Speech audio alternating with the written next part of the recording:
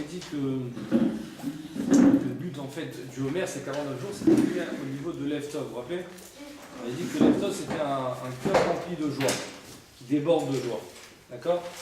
Bon, on ne va pas rentrer dans ce cours. Et juste vous donner juste une petite notion. Pourquoi le 33e jour, donc l'Akba Omer, Bezrat Hashem, dans une semaine et demie, on allume un feu?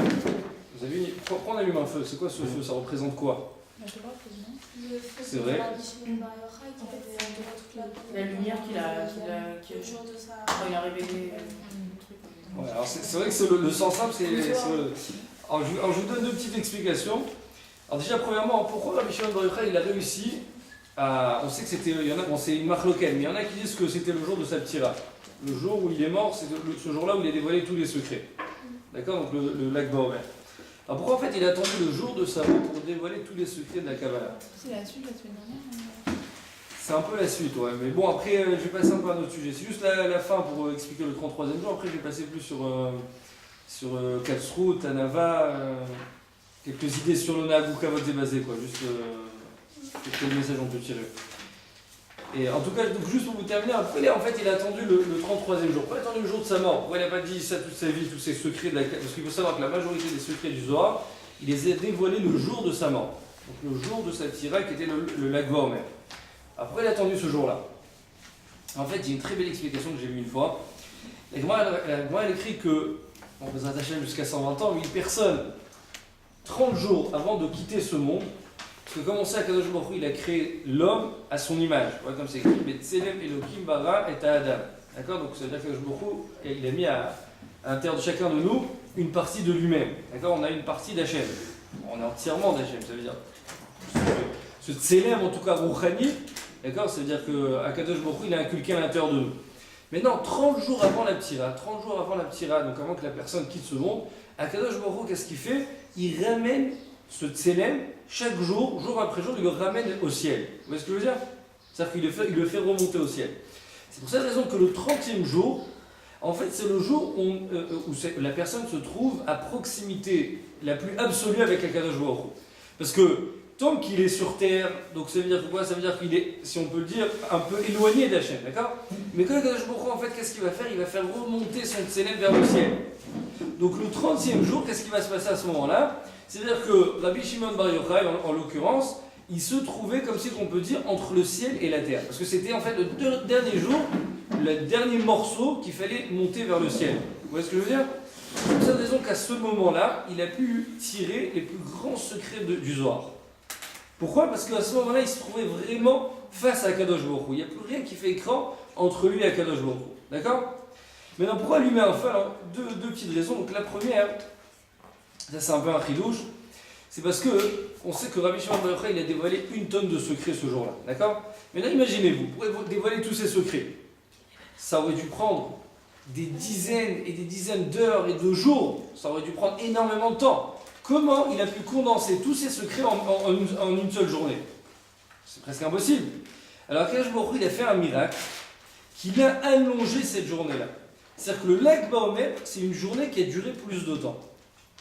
Pour se rappeler et commémorer ce miracle, tous les ans, on fait un feu. Pourquoi on fait un feu?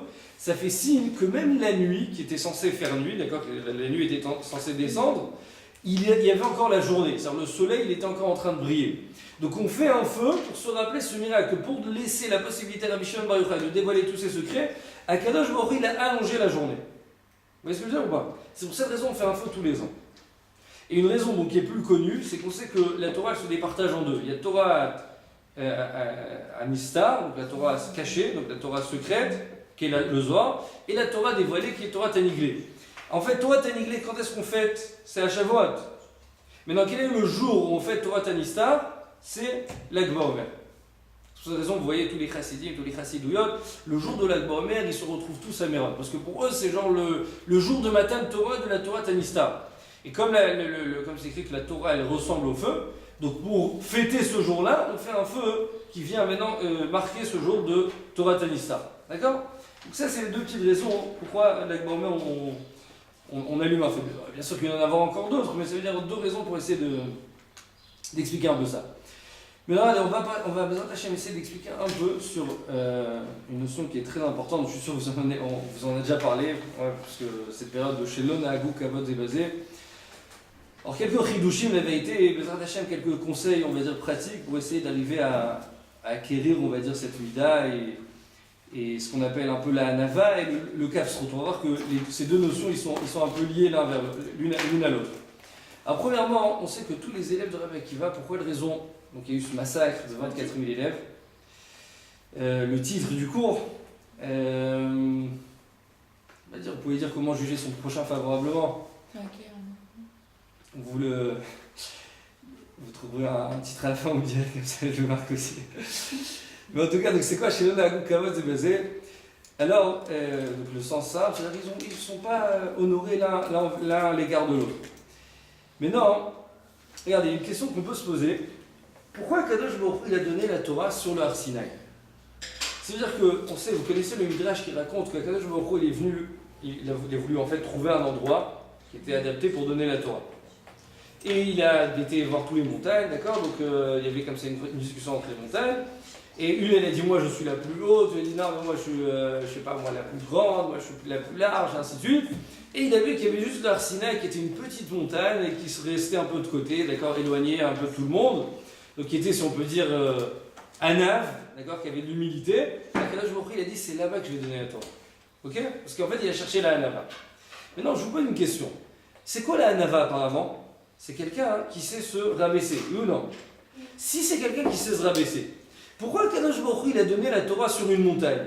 Une montagne, c'est haut. Il fallait donner la Torah où? Dans une vallée. Oui ou non? Si tu cherches la Hanava, hein, donc pourquoi tu donnes sur une montagne? Alors même si c'est une petite montagne, c'est une petite montagne, elle est Hanava. Très bien. Mais c'est pas le meilleur endroit. Le meilleur endroit, ça aurait dû être une vallée, un endroit qui est très bas, où oui, mais on peut c'est rabaisser la limité. Torah. Hein? On peut pas rabaisser la Torah. Celui qui est Anav, Nous, on est haut. Anav, mais la Torah, on doit la faire grandir. C'est vrai, mais ça veut dire que si en fait c'est quelqu'un qui il a cherché la Hanava, ça veut dire il a cherché la Hanava, donc ça veut dire il a voulu montrer que la Torah, le but de la Torah, il faut savoir que c'est la plus grande des midas, comme ça c'est écrit dans le Messiah d'Ishem, c'est la Hanava. Donc ça veut dire nous en fait on doit acquérir cette Torah. C'est vrai qu'on ne va pas rabaisser la Torah, mais au moins le message il doit être clair. Tu dois être Hanav. Comment tu dois être Hanav? Apparemment, je te donne cette Torah qui va montrer le message important dans un endroit qui va démontrer la Hanava. Quelqu'un qui est à l'aise, c'est pas quelqu'un de base, c'est quelqu'un qui peut avoir un haut niveau, mais qui a c'est conscience, la- il est conscient de son niveau. Exactement, exactement. C'est ça. C'est-à-dire qu'en fait, exactement, c'est-à-dire que la Hanava, c'est pas quelqu'un qui connaît pas ses valeurs. Quelqu'un qui ne connaît pas ses valeurs, il se prend pour un bidon, c'est un Hanav, c'est pas un Hanav. D'accord? Tu crois que tu vaux rien, t'es pas un Hanav. Un Hanav, c'est quelqu'un qui sait, qui connaît ses valeurs, d'accord? Il sait ce qu'il vaut, mais il reste quand même Hanav. D'accord? Donc, Akadosh Baruch Hu, s'il avait mis dans une vallée elle peut s'enorgueillir. Non, elle n'a rien à s'enorgueillir. Mais si Akadosh Baruch Hu te dit, je te mets sur une montagne, donc quelque chose d'élevé, mais en étant élevé, tu restes quand même Hanav, ça c'est de la Hanava. Vous comprenez? Ça c'est le message de la Hanava. Il y a une Gemara qui est très intéressante, c'est une Mishnah en fait, une Mishnah dans ma Sechet Sota. La Mishnah dit que quand Rébi il est Niftar, alors on sait que Rébi c'était celui qui a composé tous les Mishnayot, et c'est écrit que Rébi il avait Torah avec Doula Bemakom Echad. C'est-à-dire que c'est lui en fait qui était, c'était le Nassi en fait, le prince de sa génération, et c'est écrit aussi qu'il avait énormément d'argent. Il était très très très riche, Rébi. Mais d'un autre côté, la Gemara dit que Rébi, bien qu'il avait toutes les raisons d'être un grand Gavtan, la Gemara dit que quand Rébi il est Niftar, Batla à Nava. C'est-à-dire que la Nava elle est partie avec lui aussi. Maintenant, la Gemara elle continue là-bas et elle dit quelque chose de très étonnant. Elle dit, donc la Mishnah comme ça, elle écrit Shemed Rébi, Batla à Nava. Quand Rébi il est Niftar, la Nava elle est partie.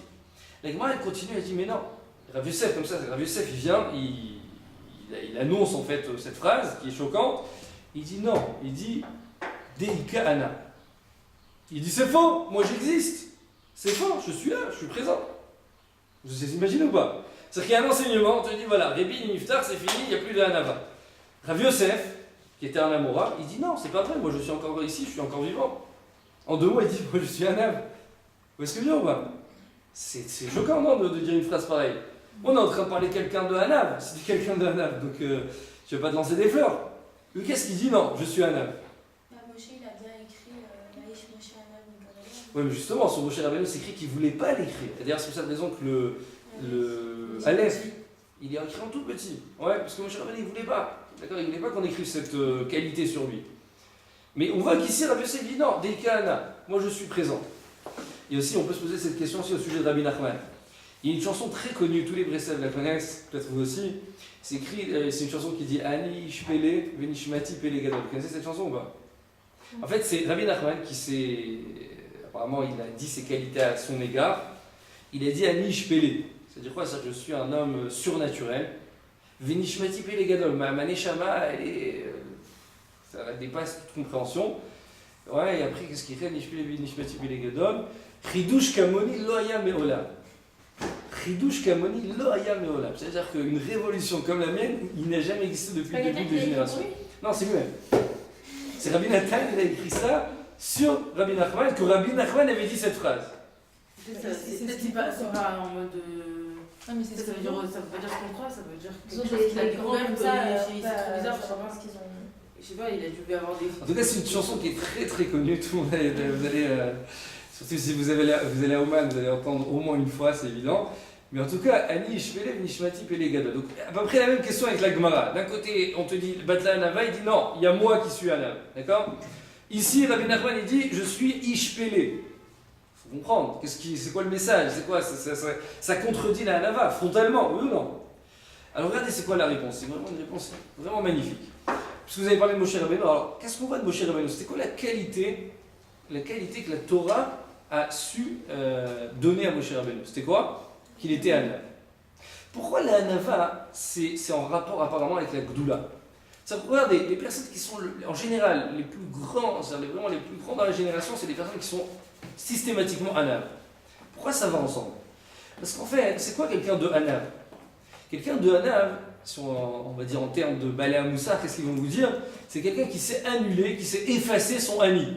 C'est quoi Ani? C'est j'existe, oui ou non, je suis présent. Quelqu'un de Anav, il dit c'est fini. Je suis plus là. Tu dis quoi, je suis plus là? Tu es là, tu es vivant, d'accord, tu parles, tu respires, tu manges. C'est quoi, tu n'es plus là? C'est quoi, tu as annulé ton Ani? C'est comme Moshe Rabbeinu, la Torah a dit c'était l'homme le plus anav, le plus humble. En même temps, après, on va définir ce que c'est la anava. Anava, bon, c'est un grand mot, on va essayer d'expliquer ce que c'est la anava. Alors, en tout cas, pourquoi ça va ensemble? Alors, c'est très simple. Parce qu'imaginez, quelqu'un, plus il se rapproche d'Hachem, d'accord? C'est-à-dire que plus on est loin d'Hachem, donc on pense qu'on existe, d'accord? C'est-à-dire que tu penses que tu domines quelque chose dans ce monde, oui ou non? Parce que tu es loin d'Hachem. Mais plus tu te rapproches d'Akadosh Baruch Hu et tu prends conscience de la grandeur d'Hachem, donc systématiquement, pour on va dire ouvrir à l'intérieur de toi ces connaissances, on va dire, d'accord? Tu es obligé de t'annuler. Pourquoi? Parce que tant que tu es loin d'Hachem, donc tu penses que tu existes. Si tu penses que tu existes, alors tu as moindré Hachem, oui ou non? Mais si maintenant tu te rapproches d'Hachem, ça veut dire quoi? C'est-à-dire que tu laisses plus de place à Hachem en toi. Si tu laisses plus de place à Hachem en toi, qu'est-ce qui reste? Il ne reste plus rien de ta personne. Vous voyez ce que je veux dire? Parce que tu as fait entrer à l'intérieur de toi, tu as fait pénétrer à l'intérieur de toi entièrement à Kadosh Baruch Hu. Vous voyez ce que je veux dire? Donc systématiquement, si tu es une grande personne, c'est que tu as annulé le Ani qui est à l'intérieur de toi. Tant qu'il existe, ça veut dire que tu es loin d'Hachem. Si tu es proche d'Hachem, c'est qu'il n'y a plus rien de Ani. Vous comprenez? C'est pour cette raison que la seule qualité, la vraie qualité que la Torah a su on va dire, donner à Moshe Rabbeinu, c'était la qualité de l'Anava. C'est la meilleure des qualités. Pourquoi? Parce que Akadosh Baruch Hu, il a voulu dire, il m'a laissé pénétrer à l'intérieur de lui entièrement. Moshe Rabbeinu, c'est comme ça qu'il n'existe plus du tout. Il existe seulement pour Hachem. Vous voyez ce que je veux dire? D'ailleurs, j'ai entendu j'ai lu ça récemment. Je crois, si je ne me trompe pas, c'était dans le livre de Rav Elimelech Lizins. Vous savez, le Rav Elimelech, qui est le Noam Elimelech en fait. Si je ne me trompe pas, peut-être je me trompe, mais je crois que c'est là-bas que j'ai lu. Et regardez comment on peut Kedekach annuler son Ani. Il disait comme ça, il disait que si après 120 ans, je ne sais pas si c'est lui, mais bon, en tout cas si c'est lui, il disait comme ça. Si après 120 ans, je dois aller au Gehinam, j'irai en courant. Pourquoi j'irai en courant? Au Gehinam, j'irai en courant. En enfer, j'irai en courant. Il dit oui. Parce que qui c'est qui me demande d'aller au Gehinam? C'est Kadosh Baruch Hu. Vous imaginez ou pas? C'est-à-dire en fait, c'est-à-dire quoi aller au Gehinam? C'est quoi aller au Gehinam? Qui c'est qui me demande? Pourquoi je dois aller là-bas? C'est parce que c'est Hachem. Non, si c'est Hachem. c'est à cause de ce qu'on a fait ici. Oui, mais au final, qui c'est qui a décidé que si tu fais ça, tu dois aller au Gehinam? Qui c'est qui a décidé ces mitzvot? Mais c'était ma prière de fauter, alors. C'est vrai, mais après, qui c'est qui va me punir? Bah voilà. Non, on va dire, c'est vrai que c'est moi qui ai Qui a créé peut-être ce système. tombé dans ce... Voilà, mais qui c'est qui a créé tout ce système? Qui c'est qui a fait en sorte que, une fois que j'ai fait la Avera, on va dire, ça veut dire quoi? Ça va être quoi le Gainam? Ça va être pour retrouver la satisfaction aux yeux d'Hachem. Donc tout ça, c'est un rapport avec Hachem, vous comprenez? C'est vrai que c'est moi le problème, mais pourquoi je le fais? Pour Hachem, vous voyez ce que je veux dire? Au final, c'est pour Hachem. Donc il dit, si je dois aller au Gainam pour Hachem, ben j'irai en courant. Vous comprenez? Ça, c'est vraiment, on va dire, arriver à un niveau que j'ai complètement effacé ma personne. D'accord? Donc ça, qu'est-ce qu'on va de là en tout cas? On va de là que quand tu as effacé entièrement ta personne, d'accord? Alors c'est que tu es vraiment proche d'Hachem. D'accord? Pourquoi je vous dis ça? On a posé la question, comment Rabbi Nachman il peut dire Ani Ishpele? Comment tu peux te permettre de dire une chose pareille sur toi-même? Vous comprenez?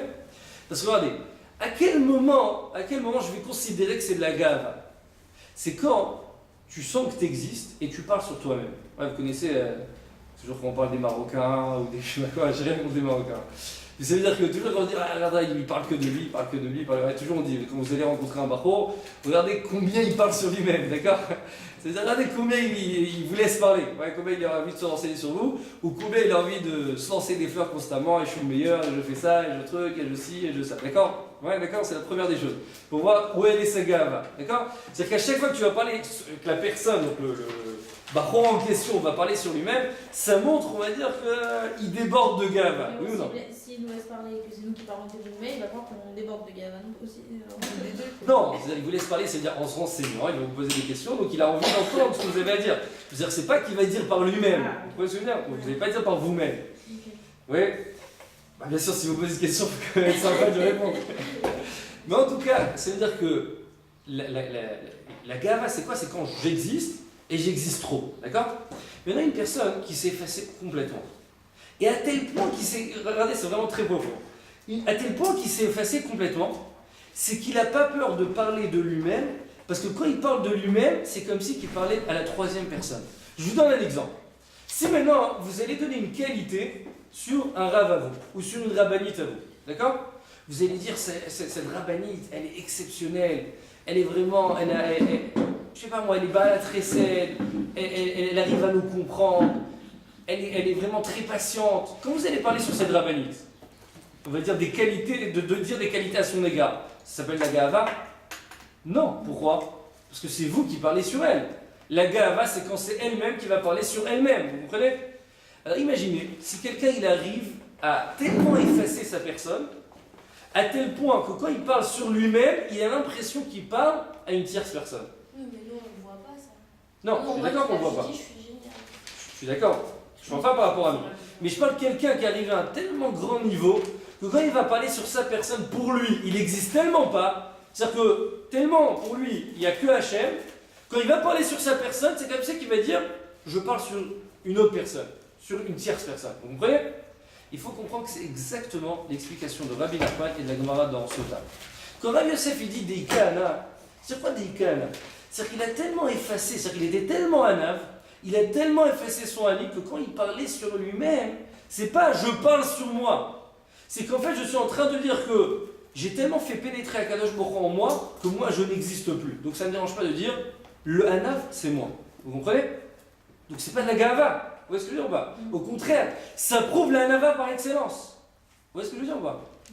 Ça c'est, vraiment, c'est un yesod atsum. C'est-à-dire que la hanava c'est quoi? C'est quand j'existe plus. J'existe entièrement pour Hachem. Mais encore une fois, en sachant que j'ai mes valeurs. Et c'est pour cette raison, un vieux qui connaissait ses valeurs. C'est pas qu'il s'est effacé complètement, je sais même plus ce que je vaux. Je sais ce que je vaux. Mais tout ce que je vaux, c'est pas pour moi, c'est pour Hachem. Vous comprenez? Et la même chose avec Rabbi Nachman. Quand il disait Nish Pele, c'est quoi Nish Pele? C'est quoi cette phrase? Non, c'est pas Nish Pele pour Akadosh Baruch Hu. Vous comprenez? Donc il n'a pas peur de dire cette phrase parce que c'est plus pour moi que je l'ai dit, c'est pour Akadosh Baruch Hu que je l'ai dit. Vous comprenez? Bien sûr qu'on parle de personnes qui sont arrivées à un niveau, je pense plus que c'est possible aujourd'hui d'y arriver à ce niveau-là. Mais en tout cas, il faut savoir que le but c'est ça, c'est d'arriver à ça. D'accord? Maintenant, comment vous définirez ce que c'est la hanava? Si je vous dis en une phrase, comment on va dire concrètement dans la vie de tous les jours, je dis ça c'est une personne hanava. C'est bien que c'est nul pour l'autre. C'est vrai, c'est nul pour l'autre. Mais comment ça va se manifester? Allez-y. C'est quelqu'un qui connaît sa valeur, mais qui sait que, malgré, genre, qu'elle peut toujours progresser, c'est-à-dire qu'on ne peut pas se comparer parce qu'il n'y a pas deux personnes identiques sur Terre. Alors quelqu'un de la nave, il sait qu'il a de la valeur mais qu'il pourrait faire mieux et que si ces qualités avaient été données à quelqu'un d'autre, peut-être que lui il aurait fait mieux que lui. Donc lui il doit toujours se travailler pour faire plus. C'est vrai, c'est on va dire par rapport à ma marque Chaval. Moi je dis quand je vois une personne, voilà, par exemple au sein du séminaire, vous avez une fille, elle est là. Comment je sais? Qu'est-ce qui va me prouver que cette personne est là? Par rapport à moi, vous comprenez? D'extérieur. Hein? Oui, mais on va dire la grâce Naïm, c'est très, on va dire, très personnel. Une fois, je vois une personne comme moi qui se fait passer pour un grand sadique, mais peut-être il fait ça justement par pur orgueil. Vous voyez ce que je veux dire?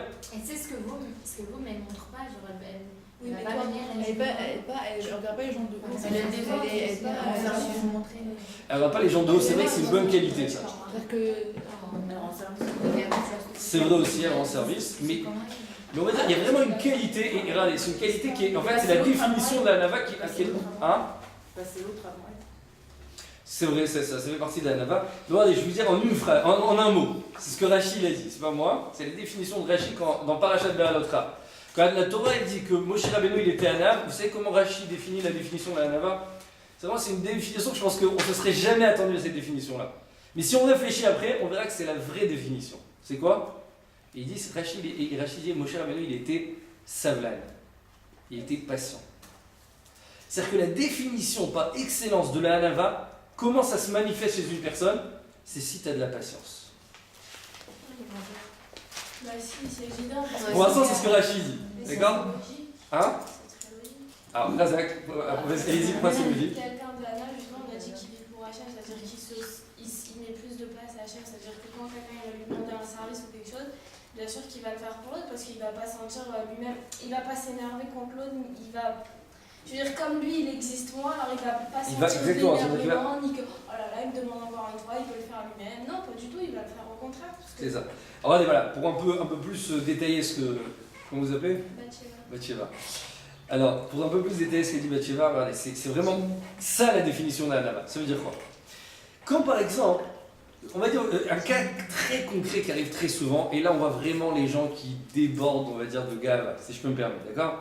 Vous allez, par exemple, à la poste, vous allez à la poste, vous allez, je sais pas moi, faire vos courses, et vous avez 10 caddies avant vous. Vous connaissez pour ça ou pas? Vous avez 10 caddies avant vous. Il y en a toujours qui vont râler, mais qui vont essayer de passer tout le monde, et il faut toujours qu'on soit les premiers, il faut toujours que, voilà. D'accord? Ou quelqu'un par exemple va venir, il vient avec 3 articles, et vous avez le caddie qui déborde. Je t'en supplie, laisse-moi faire passer ces 3 articles. Non, mais pas du tout, j'étais avant toi, qu'est-ce que tu veux, qu'est-ce que tu veux? Oui, non, vous connaissez ça? Pourquoi ça marche comme ça? Parce qu'en fait, c'est quoi quand j'existe trop? C'est-à-dire quoi j'existe trop? Ouais, c'est-à-dire qu'en fait, je mets ma place, elle déborde dans ce monde. Ouais, il n'y a que moi et il n'y a personne d'autre. Je pense à mon bien-être personnel. Vous voyez ce que je veux dire? C'est-à-dire que quand je suis là à faire la queue, c'est moi qui dois être en premier. Je ne comprends pas pourquoi les autres ils sont avant moi. Vous comprenez? On va dire, c'est sûr que je ne le dis pas, mais on va dire dans mon fort conscient, d'accord, enfin, subconscient, qu'est-ce que je me dis à l'intérieur de moi? Pourquoi on me fait attendre? Pourquoi on me fait attendre? Je suis censé passer ou non? Tous les gens ils sont pas débiles, mais ils savent très bien qu'il y a des gens avant eux, quoi. Non mais je peux vous assurer, faites le tour des fois, il y en a qui sont, comme vous dites, très... Non mais regardez, c'est comme ça, vraiment, des fois vous voyez toujours ils vont hurler, c'est quoi, c'est caissière, il y en a pas assez, elle est trop longue, elle est trop lente, elle est trop truc. Ça se passe toujours comme ça. Oui, mais comme vous avez dit, normalement logique, normale, t'es avant eux, c'est à toi de les effacer. On a envie de passer avant, mais on va pas dire que je voudrais que tout le monde dégage, quoi.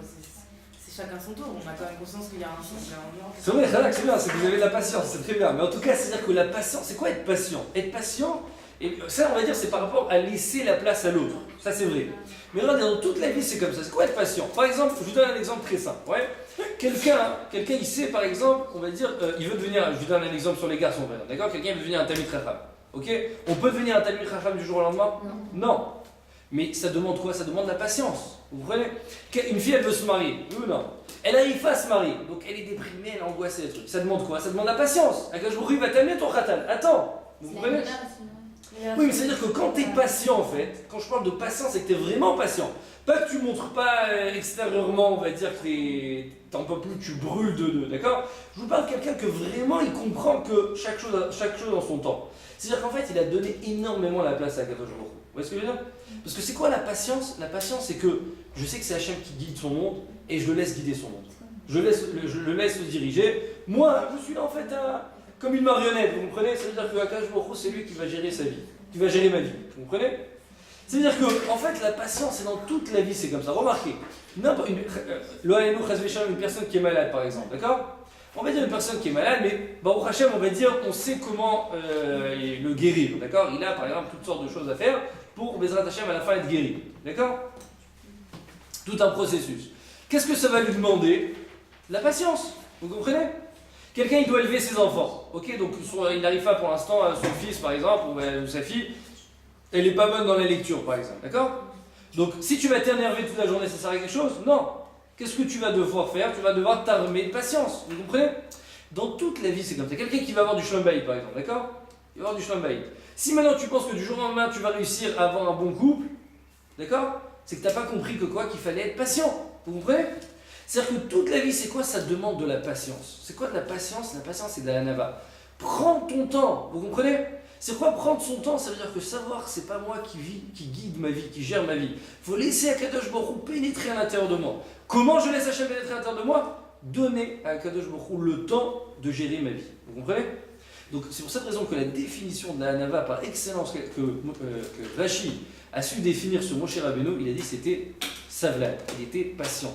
Donc ce que je veux dire, on va. Et remarquez, Bezrat Hachem, si vous allez voir des personnes qui sont vraiment hanav, qui ont des bonnes midotes, et qu'en général, ils n'ont pas peur d'aider l'autre, ils n'ont pas peur, on va dire, de laisser la place à l'autre, c'est des personnes qui sont patientes. Vous êtes d'accord ou pas? C'est-à-dire que si vous allez voir quelqu'un de patient, d'accord, devant vous, ou à côté de vous, on va dire, ça peut être dans votre famille, ou au séminaire, ou peu importe où, généralement, vous allez voir que cette personne, elle a des bonnes midotes. S'il est patient, c'est qu'il a des bonnes midotes. Mais c'est ça aussi qu'il est juste patient avec Hachem et pas avec les autres. Généralement, ça va ensemble. Parce que si on dit comme ça, on dit que quelqu'un qui est noach labriot, alors il est aussi noach lamakom. Si tu es noach labriot, tu es noir, tu es agréable aux yeux des êtres humains, systématiquement tu es aussi agréable aux yeux d'Hachem. Mais généralement, ça n'existe pas de vouloir être agréable aux yeux d'Hachem et d'un autre côté, tu es une bête féroce avec ton entourage. Vous voyez ce que je veux dire? Ça va ensemble en général. On ne peut pas dissocier une qualité avec l'autre. Vous voyez ce que je veux dire? Généralement, c'est comme ça que ça marche. Il y a, on va dire, pour continuer le proche, je disais que pendant cette période, donc, le moussad de kavod aussi, c'est quoi? C'est cet orgueil. C'est, on va dire, qu'on manque de patience. Vous comprenez? Très souvent, on manque de patience. Pourquoi on est orgueillé? Parce qu'on ne laisse pas la place à l'autre. On n'est pas patient. Vous comprenez? On est impatient. Donc, celui qui arrive à travailler sur cette mida de patience, il faut savoir que c'est très difficile. D'accord? C'est très difficile. C'est généralement, par exemple, je vous donne un exemple, il y a un ami du collège, il m'a dit, je sais pas, sa femme, elle devait reprendre un travail. C'est un avraire, d'accord? Je parle d'un avraire, il gagne peut-être 3000 shekels par mois, sa femme, elle avait trouvé un travail, d'accord? Elle a trouvé un travail, mais non, lui, il n'avait pas les nerfs d'aller chercher ses enfants tous les jours, ok? Il me dit, attends, si elle va commencer ce travail, c'est-à-dire que tous les jours, je vais devoir rentrer chez moi à la maison, changer les couches de mes enfants, d'accord? Donc il dit, j'ai pas les nerfs, j'ai pas la force, laisse-moi étudier tranquillement, j'ai pas la force, ok? Mais non, lui en deux mots, pourquoi il fait ça? Parce qu'il pense que c'est le Ratzon d'Hachem, non? Pourquoi il fait ça? Parce que le Ratzon d'Hachem, le Ratzon d'Hachem, c'est de rester au Beth Midrash étudier, d'accord? Je lui dis, mais déjà, premièrement, je lui dis, là, c'est faux, tu calcules très mal, je lui dis. Parce qu'aujourd'hui, bon, il va dire, t'as 3000 shekels, tu vas dire, je suis sommaire, je m'appuie sur Hachem. Mais est-ce que ça s'appelle s'appuyer sur Hachem? Si ta femme, elle peut travailler, elle veut travailler, et toi, tu lui mets des bâtons sur les routes, ça s'appelle s'appuyer sur Hachem? Non, c'est être fou. Puis si tu veux peut-être faire de l'aumône toute ta vie et vivre comme un pauvre, alors peut-être, mais c'est pas une solution, d'accord? Et je lui dis deuxième chose, je lui dis, premièrement, si Akadosh Baruch Hu t'a mis dans cette situation d'aller sortir tous les jours, revenir, changer les couches de tes enfants, avoir de la patience, c'est pourquoi? C'est pour travailler sur tes midotes, vous voyez ou pas? C'est-à-dire que le but de la Torah, c'est pas seulement prendre un livre et l'étudier, vous voyez ce que je veux dire ou pas? Voilà, c'est plus exactement s'enfuir de la réalité. Vous voyez ce que je veux dire? Des fois, Hachem, pourquoi il te met dans cette situation? Parce qu'il te dit, c'est comme ça que je veux que tu me sers. C'est en travaillant sur tes midotes, en travaillant sur ta patience, en travaillant sur ta hanava. Donc je lui dis, des fois, il faut savoir que plus tu veux t'enfuir d'Hachem, plus il te trouvera des moyens de retomber dans cette situation pour travailler sur tes midotes. Tu comprends? Vous comprenez ce que je veux dire ou pas? Il n'y a pas de chez là, c'est-à-dire que des fois tu te dis mais non moi je veux rester au Midrash. Je dis je veux pas que tu restes au Midrash. C'est comme une fois j'ai entendu du rap vert. Qu'est-ce que c'est un rap vert? Une fois rap vert. Hein? Je crois qu'elle a travaillé Lui, il va rester à la maison, je crois que plutôt. Non, c'était juste pendant la période de l'Afsaka, c'est-à-dire de 1h à 3h. Ok. Voilà, c'est non, Ouais, bien c'est sûr. pas de problème. Voilà, juste 1h à 3h. Donc, Raver, une fois, il a dit, il écrit sur Yaakov Avinu que Bikesh Yaakov la Shevet Beshalva, c'est écrit dans Rashi, il voulait avoir une vie paisible. Qu'est-ce que c'est écrit juste après? Kafatz alav rogzo chez Yosef. Akash Baruch lui a envoyé l'épreuve de Yosef.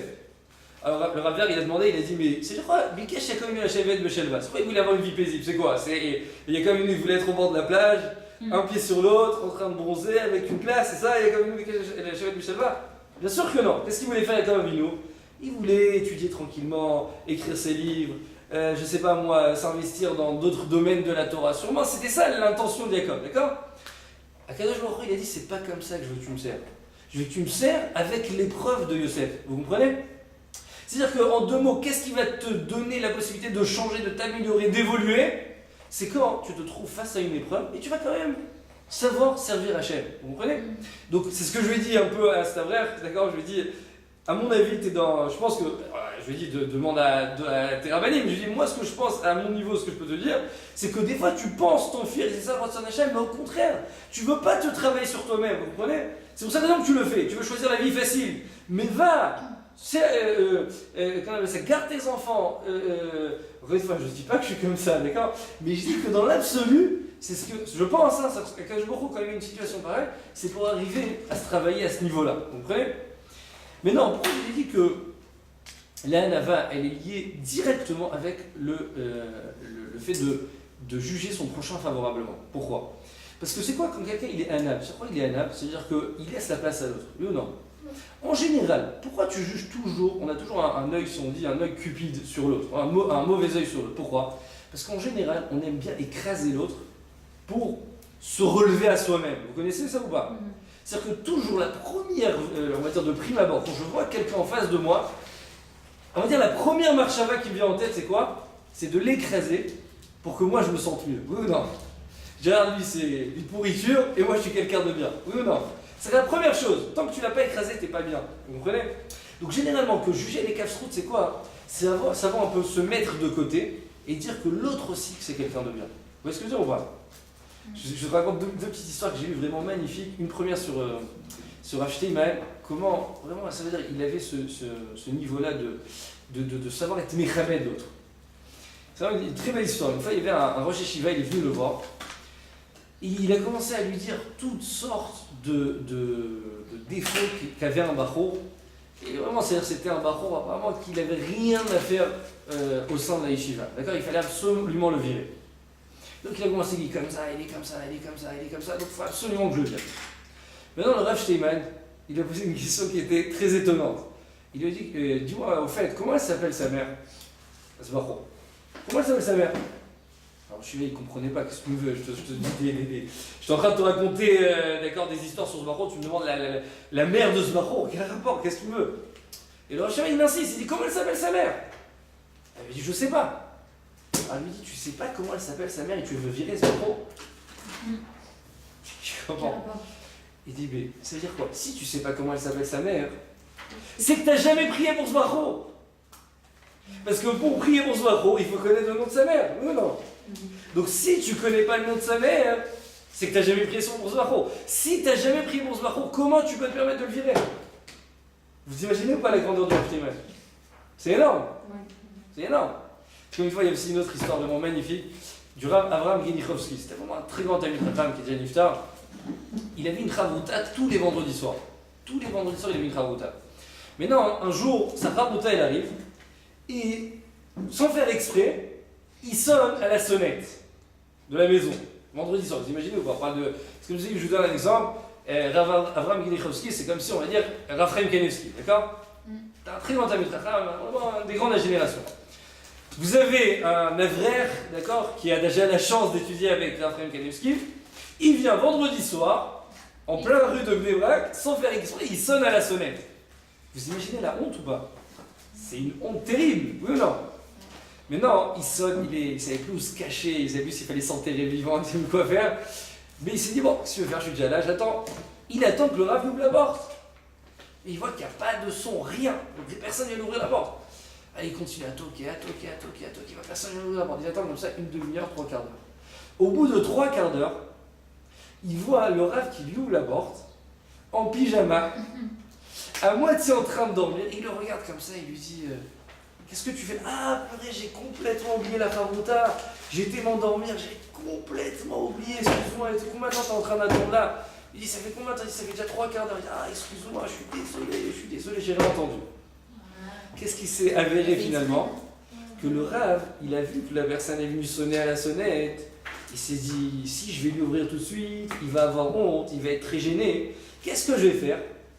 Je vais essayer de monter un coup, je vais aller me mettre en pyjama, je vais faire semblant de m'endormir, je vais le faire attendre 3 quarts d'heure. Comme ça, quand il va me voir arriver devant, il va croire que j'ai rien entendu. Et donc pour lui, c'est une histoire qui va passer dans les oubliettes. Vous comprenez? Ça, c'est la grandeur d'une personne. Regardez jusqu'à combien une personne est prête à s'écraser pour l'autre. Vous imaginez ou pas? C'est énorme. Parce qu'une fois, il y avait aussi une histoire avec, je crois, le Rav, si je ne me trompe pas, le Rav Feinstein. Et dit, dans les yeshivot, il y a toujours cette guerre, si on peut dire, qui sait qui connaît les dapim par cœur, d'accord? Où elle est cette page de Gemara, daf tel et tel, ok? Alors une fois, en plein cours, le Rav Feinstein, il était en plein cours et il a dit, voilà, cette Gemara se trouve, un exemple, dans daf nunvav, d'accord? Il a dit, ce daf, il se trouve dans daf nunvav. Maintenant, il y avait un bachor en face, qui était très, on va dire, très érudit, très tamid chacham, d'accord, vraiment un génie. Et il connaissait vraiment beaucoup de pages de Gemara par cœur. Il a dit, je suis désolé Rav, d'accord, on va dire devant 100 bachorim par exemple. Il dit, je suis désolé Rav, cette page ne se trouve pas daf nunvav, elle se trouve daf nunzain, d'accord, en plein cours. Et le Rav il dit, non, c'est daf nunvav. Et le bachor il tient tête, il dit, c'est daf nunzain, ok? Mais non, en plein cours, le bachor il veut montrer qu'il a raison. Il veut se lever pour aller prendre la Gemara. Le Rav il dit ne va pas prendre la Gemara. Ne va pas prendre la Gemara. Le bachor il n'a pas le choix, il reste assis. Mais la première réaction qui lui vient après le cours, c'est quoi? D'aller chercher la Gemara pour montrer c'est moi qui ai raison. Oui? Il vient pour ouvrir la page de Gemara. Et qu'est-ce qui s'avère à votre avis? Qui s'est trompé. C'est-à-dire que le Rav, il lui a dit ne va pas prendre la Gemara pour ne pas faire honte à ce bachor devant tout le monde en plein cours. Alors que ce bachor, il voulait prendre la Gemara, pourquoi? Pour montrer c'est lui qui a raison. C'est-à-dire que non seulement, imaginez quelqu'un qui n'a pas des bonnes midotes, oui, quelqu'un qui n'a pas des bonnes midotes. Quand le Rav, il voit ça, il dit bon, tu veux montrer que tu as tort, allez vas-y, va chercher la Gemara, montre devant tout le monde que c'est toi qui as tort. Vous comprenez ou pas? Le Rav, il savait très bien qu'il avait raison. Donc pour ne pas faire honte à ce bachor, il a dit reste assis s'il te plaît. Reste assis, ne va pas monter la Gemara. Comme ça, quand après le cours, il va ouvrir la Gemara, il va voir que c'était le Rav qui avait raison. Vous imaginez la grandeur ou pas? Ça, c'est des personnes qui se sont travaillées énormément sur leur midote. Maintenant, je termine avec 2 petits conseils pratiques comment arriver à juger l'autre favorablement. D'accord? Déjà, il y a un petit truc sympathique. On sait que c'est écrit Al tadun et travrecha achetagia limkomo. Oui ou non? C'est-à-dire, ne juge pas ton prochain jusqu'à ce que tu te retrouves à sa place. Est-ce que c'est possible de se retrouver dans la même situation que l'autre? Non. Donc si c'est jamais possible de se retrouver dans la même situation que l'autre, je crois que le Svat Emet il dit, donc tu peux jamais juger l'autre. Vous comprenez? C'est quoi? Je crois que c'est une Mishnah, c'est écrit Altadun Travrecha Shetagia Limkomo. Donc en 2 mots, tu me laisses pouvoir un jour juger l'autre. Le Svat Emet il te dit non, cette Mishnah en fait elle vient seulement t'enseigner, puisque tu pourras jamais te retrouver à la même place que l'autre, donc ne pense jamais à le juger. D'accord? Ça c'est la première chose. Deuxième enseignement, et ça c'est un enseignement vraiment qui est vraiment magnifique, comment essayer vraiment tout le temps, d'avoir un bon œil sur l'autre, dans n'importe quelle circonstance. Il y a écrit que Moshe Rabbeinu, même sur, je crois, à l'égard de Datan et Aviram, ouais, on connaît Datan et Aviram, c'était le grand Réchaïm on va dire de Mitzrayim, d'accord, des Juifs de Mitzrayim, et c'est écrit que même quand il passait devant eux, Moshe Rabbeinu, il avait une idée en tête, et il se disait, peut-être eux, ils sont mieux que moi. Comme ça, je crois que c'est le Midrash, c'est écrit dans le Midrash que Moshe Rabbeinu disait, ils sont peut-être mieux que moi. Et comme ça, c'est écrit que Moshe Rabbeinu, devant n'importe quelle personne qui passait, toujours il se disait, peut-être lui, il est mieux que moi, peut-être lui, il est mieux que moi, tout le temps. Alors je crois que c'est, si je ne me trompe pas, c'est le Rav Dessler. Il pose la question, il dit, mais comment comprendre ce que Moshe Rabbeinu est en train de nous enseigner? Moshe Rabbeinu, il est monté au ciel. Pendant 40 jours, 40 nuits, il n'a pas mangé, il a reçu toute la Torah d'Hachem. Donc on ne parle pas d'un être humain, on parle d'un malach, d'un ange, oui ou non? Si on parle d'un ange, Moshe Rabbeinu, tu peux essayer de nous induire en erreur, et dire il est peut-être mieux que moi, c'est pas logique, ou non? Comment comprendre que Moshe Rabbeinu, il va dire sur lui-même que cette autre personne qui a un grand rachat, il est mieux que moi? Et ça, il faut savoir que ce que je vais vous dire maintenant, c'est valable pour chacun d'entre nous. Je vous donne un exemple. Vous allez maintenant, Bezrat Hashem, vous êtes revenu de France, vous allez voir par exemple une copine à vous qui était à l'école, par exemple, et on va dire, je sais pas moi, elle était en fac, et maintenant vous la voyez, elle est en pantalon, elle est plus du tout de sniout, et voilà, aucun rapport avec la Torah, d'accord? Vous allez la voir. Est-ce que je vais pouvoir vous dire, d'accord, que vous allez avoir une marche avant en tête, et vraiment une marche avant, mais à 100%, d'accord? Que peut-être cette fille, elle est mieux que vous. Est-ce que aujourd'hui vous avez le moyen d'arriver à cette pensée, mais une pensée qui est vraie? De se dire, cette fille, elle est peut-être mieux que moi. C'est possible, hein, c'est dur. Des fois, il y a des personnes, elles sont pas signées ou des pas trucs, mais elles ont un niveau de. Au fond, elles sont très. Souvent, alors elles ont un niveau que même nous, on serait pas capable d'atteindre. C'est vrai, d'accord. Ouais, ça, ouais, je suis d'accord. Mais non, même si on va dire, je vois, on va dire que cette personne, elle n'a pas un bon intérieur. D'accord, je la connais.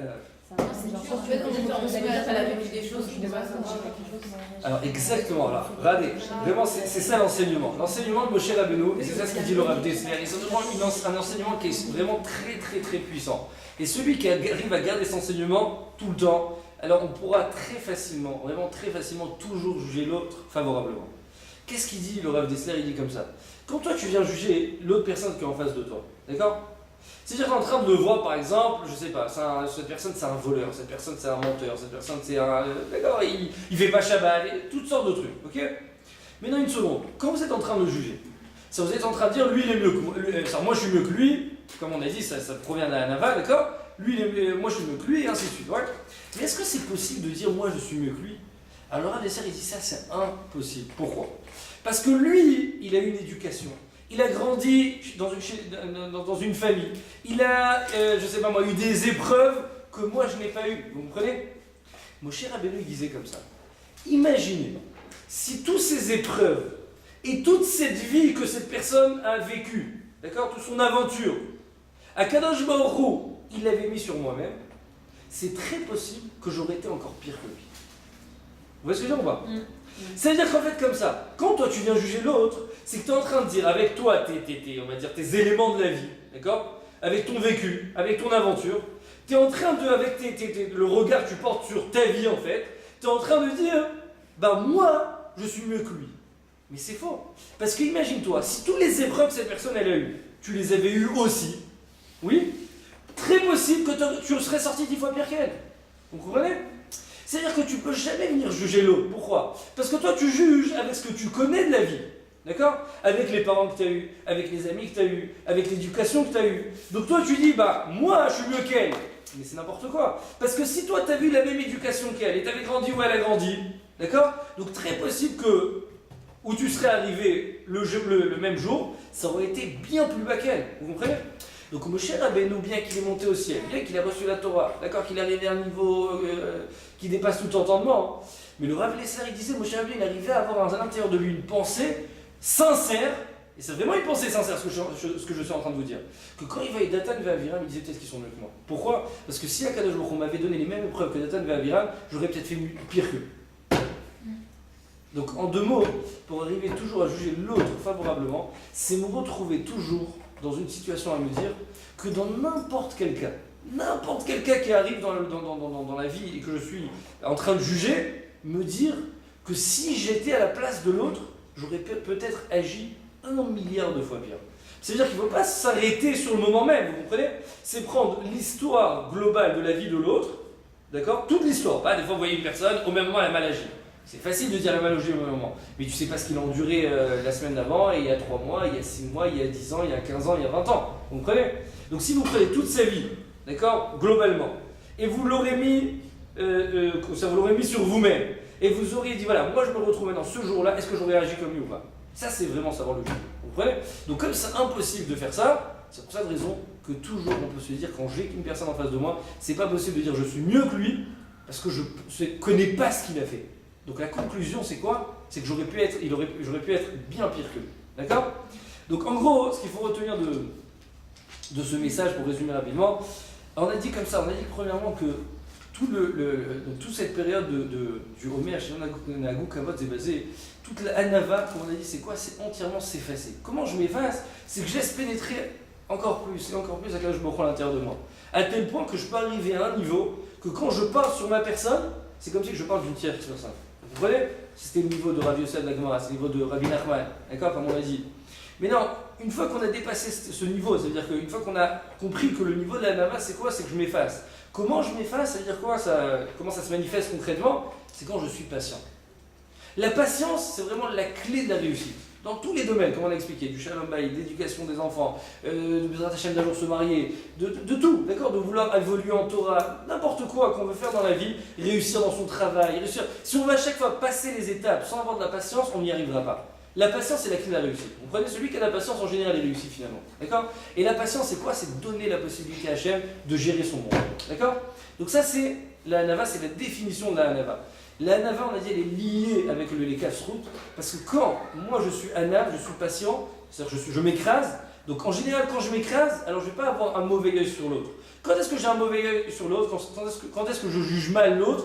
C'est quand je veux l'écraser pour me relever. Mais si moi-même, d'accord, j'ai plus d'orgueil, donc je n'ai pas à écraser l'autre. Vous comprenez? Parce que je vais, et c'est un yisod aussi que je voulais vous dire, vraiment en une phrase. Quand quelqu'un, par exemple, en général, comment vous allez choisir votre copine? D'accord? Vous allez vouloir, on va dire, lui dire des trucs un peu personnels. Généralement, remarquez ce que je vais vous dire, c'est vraiment très vrai. Et c'est même les psychologues, on va dire, c'est ce qu'ils doivent utiliser pour faire sortir tout le mal de leurs patients. C'est quand je ne juge pas l'autre. Ça, vous allez voir une copine, d'accord, à vous n'allez pas avoir peur de lui dire on va dire vos trucs un peu personnels, quand vous allez ressentir que l'autre n'est pas en train de vous juger, mais il est en train de vouloir vous aider. Vous voyez ce que je veux dire ou pas? Si vous allez voir une copine, vous allez raconter une histoire une fois, elle va vous dire mais comment t'as pu faire une chose pareille? Mais comment c'est possible? C'est fini, vous n'allez jamais plus la revoir. Mais si vous allez voir une copine, vous allez lui raconter une histoire, elle va te dire oui je comprends, ça devait être difficile pour toi, c'était pas facile, t'inquiète pas, tu vas te relever, tu vas réussir, je te connais, je sais que t'es pas comme ça. Vous comprenez? Quand cette personne elle va savoir, on va dire, dissocier entre votre personne et vos actions, alors vous n'allez pas avoir peur de vous déverser à elle. Vous comprenez? Ça c'est dans toute la vie, c'est comme ça. C'est-à-dire que quand un Rosh Yeshiva ou une rabbinite ou un rave, un truc, il va vouloir faire avancer l'autre, c'est quand je ne le juge pas. Si je le juge, alors je le laisse stagner, il ne va pas vouloir avancer. Vous comprenez? Donc Bezrat Hashem qu'on puisse arriver à ce niveau-là, de ne pas juger nos prochains. Très à